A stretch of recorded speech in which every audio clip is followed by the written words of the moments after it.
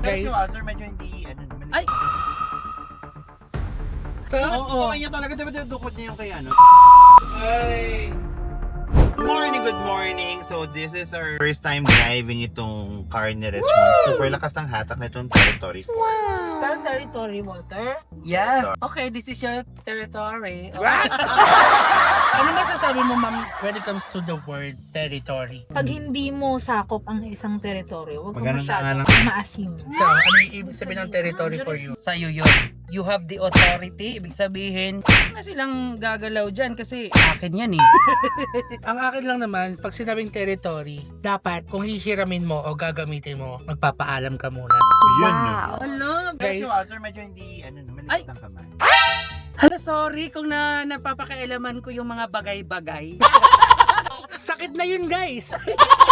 Pero fun fact when it comes to the word territorial, ang pinaka-territorial na hayop sa pagkakaalam ko is lion. Pag naihiyaan niya na yung isang place, sa kanya na yun. Wow. Naniniwala ba kayo doon? Ikaw, Walter? Kasi sa study, aniwala ako kasi alam mo sa Animal Planet, lagi akong nanonood doon. Siyempre, explanatory, andun. Saka pinapanood mo Yes. mag-e-ere na yung ano eh, yung sinot sa'yo. Ah! So, we're heading to SM Grand. So ano lang kami doon, may kakain at bibili ng shoes for the wedding tomorrow. Okay, make sure ha, yung outfit ni Walter ma-check ninyo. Gusto ko si Watashi ay maayos mo. Okay, si Walter, yan sa mga sobrang trusted namin na employee sa Ecom Accelerator. Medyo malikot lang yung kamay. Baka maniwala yung mga viewers, ha? Oo, niya talaga, diba dukot niya yung kay ano? Ay, Lahat na lang dinukot mo. Wala akong Nako, malinis yung konsensya ko. Ang aking pong konsyensya ay clear. kasal na, kaninong kasal pala yung aatinan mo for tomorrow? Isa ito sa mga unang kasama sa namin at co-family. Si Ricky namin. They personally invite us. Involved kami sa pagmamahalan ng dalawa na yun. So, Right? hindi From pwedeng the wala start. kami doon. Ano nga yung lagi mong kinakanta kay Ricky? Ricky namin. Ang Ricky namin yan. Ricky.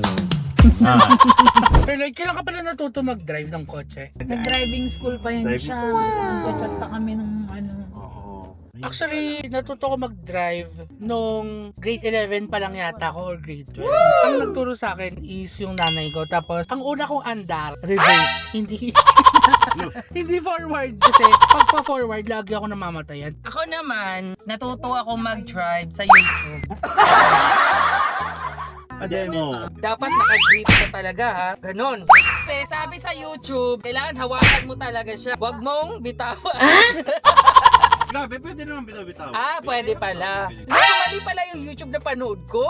Saan ka ba nag-subscribe?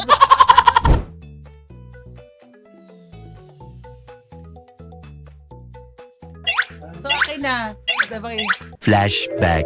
Leg day kami ngayon. Nanginginig na yung mga tuhod. Ang sakit. End of flashback. Ay.